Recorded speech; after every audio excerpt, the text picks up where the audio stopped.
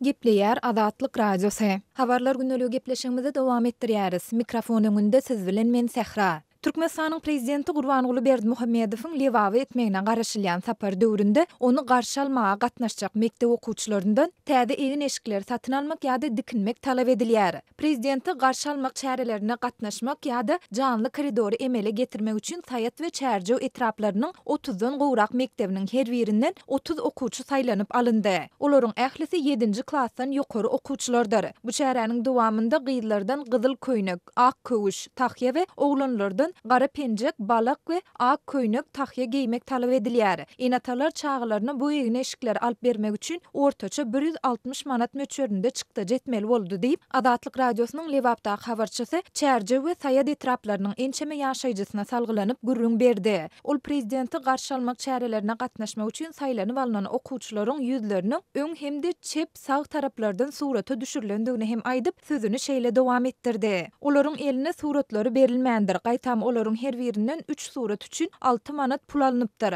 Olar 4-nji martdan bäri vilayet häkimliginiň golaýyndaky medeniýet köşkünde geçirilýän taýýarlyk çärelerine gatnaşýarlar. Olar irden saat 8:30-da alınıp gidilip, öýlen saat 4-5 töregi hem çäreden boşadylýar diýip habarçy aýtdy. Onuň sözlerine görä enatalar okuwçylary bu ýere gatnadýan marşrutka ulagy üçin de her gün 4 manat töleýärler. Çağalaryň günüň dowamında iýjek öýlänlik nahary we içjek suw üçin de ýene adynyň 10-14 manat aralygynda çykda jedýärler. Köp maşgalalarda diňe bir adam işleýär. Gün güzören aýlamak onsuz hem kyn welin prezidentiň sapary gan agladýar diýip prezidenti garşy almak çäresine 2 çagasy gatnaşýan Liwaply birdenan anonim şertde gürrüň berdi. Gal bersede Azatlygyň habarçysy Türkmenabad şäherindäki Gök Bazary we onuň töweregine demir ýol wagzalyna şeýle-de bu ýerde alınıp barlayan sowda satygyş, şol sanda çöregiň sowdasyny hem gözewçiligiň ýygyderli güýçlendirilýändigini aýtdy. Türkmenabadyň wagzalynyň daşynda Milli Howpsuzlyk Ministrliginiň, Türkmenistanyň Içeri işler Ministrliginiň işgärleri gelen ýolagçylaryň pasportlaryny ýa-da şahsiýetini anyklaýan resmi namalaryny barlaýarlar. Olar köplenç raýat eşigindäki işgärler. Gök Bazarda ýa-da onuň töwereginde telefonunda suraty düşürýän adamlary hem saklaýarlar. Her adamyň 3den köp çörek satyn almagyna hem ruhsat bermeýärler diýip habarçy belledi.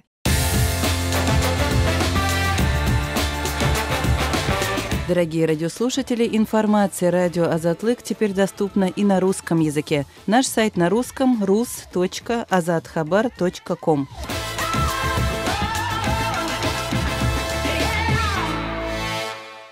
Gepleýär Azatlyk Radiosu ses habarlar gündeligini dinleýärsiňiz. Türkmenistanyň paýtagtynda sakkally adamlaryň tötänden saklanmagy we olaryň polisiýa edilip soragy çekilmegi dowam etdirilýär. Aşgabat şäherinde sakkal östüren ýaş oglanlary ýygnap soragy çekärler. Dostumy we onuň ýanyndaky sakkaly öskün oglany ýoluň ugrunda durka polisiýa ofiseri gelip maşyny mindirip edipdir. Bölüme baran soňlar olary soragy çekip başlapdyrlar diýip habarçymyz 13-nji martda aýtdy. Onuň sözlerine görä bu soragy edişlik tutuş günüň dowamında udaga çekip ýigitler sakkalyny tirmaga mejbur edilipdir. Siz näme wahhabimi, näme sakkal östürýäňiz diýen soraglar bilen gorkudypdyrlar. Olary irden saat 10-daky ekidişlerinden akşama çenli saklapdyrlar. Ol oglanyň biri Türkiýede işläp gelenlerden beýlekdi bolsa gullukdan ýaňy gelen oglan. Ahirinde Türkiýede bolup gelen oglana hamama girip sakkalyny tirmak tapşyrylypdyr. Şondan soň ony bölümden goýberdiler diýip habarçymyz gürrüň berdi. Azatlyň Aşgabatdaky söhbetdeşleriniň sözlerine görä häzirki wagtda paýtagtda sakkal östürmek moda öwrülipdir. Käbir ýaşaýjylar sakkalyň meşhurlygyny ýaşlaryň daşary ýurtlara meňzemek isleginde görýärler. Şeýle-de köplenç sakkaly daşary ýurtlarda bolup gelenleriň östürýänligini aýdýarlar. Aşgabatlylar özleriniň sakkal üçin polisiýa tarapyndan ýydarlanmagyna nägile bolýarlar. Käbirler öz sakkallaryny halaýanlygyny beýlekler tirmaga ýaltanýanlygyny aýdýarlar. Söhbetdeşlerimiziň biri murt sakkaly tirmagyň belli bir çykdyjylary talap edýänligini belledi.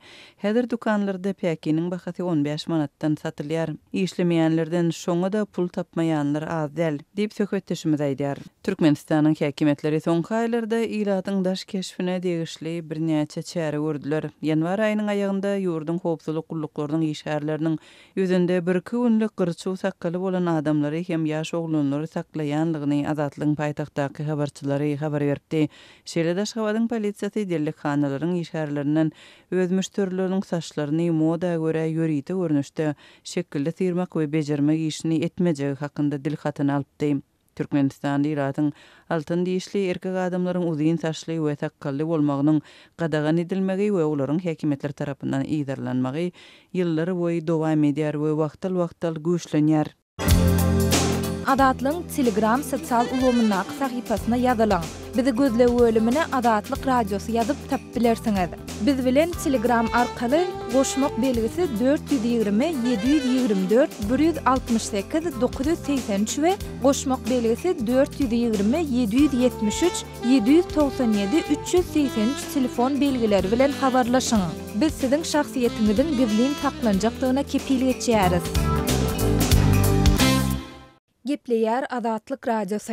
Habarlar günlük gepleşigimizde goňşy Özbekistanyň gelip gowşan maglumatymyz bilen dowam etdirýäris. Mikrofon öňünde siz bilen men Sehra. Özbekistanyň Haryazm welaýatynyň Ürgenç etrafyndaky Uluhowly atly taryhy ýadygärligiň golaýynda ýerleşen Özbek-Türkmen dostluk öýü işläp başlady. Bu öýüň işe girdilmegi bilen bagly 12-nji martda Özbekistanyň Gürgen sewitiniň eteginde metbuat konferensiýasy geçirildi. Oňa ýokary derejeli özbek resmiýetleri bilen bir hatarda Özbekistanda ýaşaýan türkmenleriň wekilleri hem gatnaşdy. Bu konferensiýa gatnaşan Özbekistanyň Medeniýet ministrliginiň metbuat gullugynyň başlygy Mavluda Askahujeýewanyň magyna görä, bu dostluk öýünde gadymdan bäri bir döwletiň içinde özbekler bilen bir maşgala bolup ýaşan türkmenler baradaky maglumatlar bilen tanışyp bolýar. Şeýle de boýdy Xiva hanlygynyň döwründe ýaşan türkmenleriň taryhy we medeniýeti barada sergi hem köpçüligi hödürlenýär. Özbek-Türkmen dostluk öýünde kitapxana dürli çäreler geçirmek üçin niýetlenen konferensiýa daly hem işläp başlady. Şeýle de 20 orunluk mehmanhana hem işe girdildi. Dostluk öýüniň işe girdilmegi münasibetli geçirilen metbuat konferensiýasyndan